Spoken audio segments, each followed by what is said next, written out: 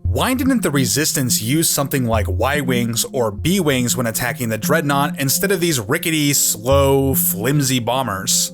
I've gotten some variation of that question probably dozens of times, and I think it's meant to be rhetorical, like it's obvious that a squadron of smaller, faster fighters would have accomplished this task better than a squadron of Starfortresses. But I disagree. This engagement was obviously planned out. Poe's X-Wing was even modified specifically for this mission. They weren't just desperately throwing whatever they had last minute at the Dreadnought. It would seem that they chose their hardware pretty carefully. To me, it's clear that the Starfortress was chosen because it's the only craft that could deliver a large enough payload to destroy the target, at least within the given time frame. The Starfortress carries over 1,000 proton bombs, easily 50 times more firepower than the most forgiving specs for the Y-Wing, which carries at most 20 proton bombs. And I'm pretty sure that number comes from the Rogue Squadron video games, which aren't a canon source, but we'll accept it for the sake of argument. We could also discuss the B-Wing, but with its low internal volume, it probably carried even fewer bombs than a Y-Wing, and given the B-Wing's limited run and high cost, it's unlikely that there were even remotely enough in service at this point. Not to mention that the production B-Wing was considered a poor dogfighter and required escort by more maneuverable fighters anyway, so it's unlikely that it would have fared much better than the Starfortresses, which at least have protection by means of several turrets.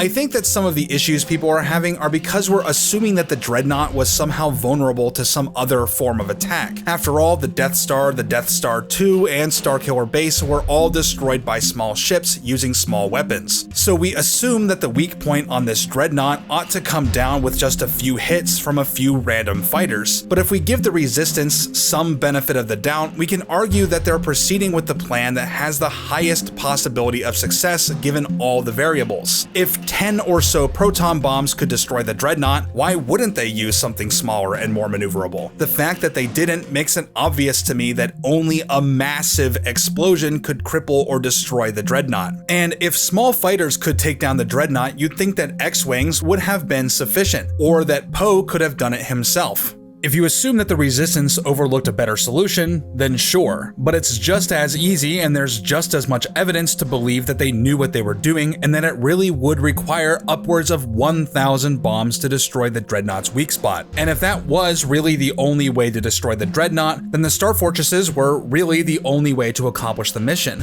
It's easy to reach the conclusion that the Resistance already did the math and decided that the odds of scoring a kill with a single bomber were far better than 50 Y-Wings scoring 1,000 successful hits. And isn't something sounding a little absurd here? 50 Y-Wings? Really? In what kind of crazy world do we expect the Resistance to have access to dozens upon dozens of fully armed and fully manned fighters just laying around? We're looking at an organization with maybe 2 squadrons of fighters at their disposal, which makes these bombers an excellent choice when it comes to delivering massive levels of firepower, if only because they're the only choice. And it's important to note that this mission was a success, however costly. Only 1 bomber was required to score a kill, and it did, despite the mission going horrifically wrong. 3 bombers, almost 40% of their bomber fleet, were taken out in a single freak accident. But despite things going so wrong, and despite losing half its crew and its cockpit being destroyed, this bomber was still functional enough to deliver its payload successfully. People like to criticize these bombers on the basis of a completely unforeseen freak accident. But the fact that this happens, and they can still pull the mission off, it's a testament to the ship's strengths, not to their weaknesses. Overall, these sorts of questions are why Star Wars typically relies on briefing scenes to establish what the plan of attack is and why. If they included such a scene in The Last Jedi where a character literally asks what the audience is thinking, everyone would have accepted the scene without question. But just because we can raise questions about a scene doesn't mean that there's some inherent flaw with what's going on. For instance, we're never given a reason why they had to fly down the trench. Why not make a single dive bomb run lined up perfectly with the exhaust port?